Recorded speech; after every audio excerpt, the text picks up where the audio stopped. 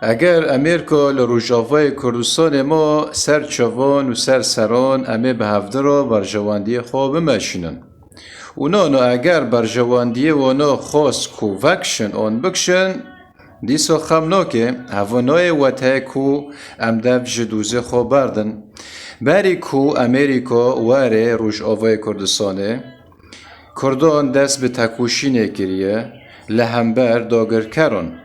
و کرد دف جه حقیقا برنادن اره یعنی ام بیجن شیخ سعید دمه به تکوشین رابی و چانه امریکا تنبی و دمه قادی محمد جی تکوشین دست بکردی سا امریکا تنبی ایجار اگر امریکا هبه لروش آوای کردستان آن تنبه کرد و تم هبن و سر دوزه خوبن و خبات خوشی بردوام بکن و خینه شهیدان جی لعرده نهلن حتی نیکو ولاتی خو آواد کن آره ایجار اگر امریکا لروش آوای کردستان ما سر سران سر چوان و اگر جی خواست وکشه ام و نکشن ام سر خاک خونه سر عرده خونه امه بردوام بکن دوزه خو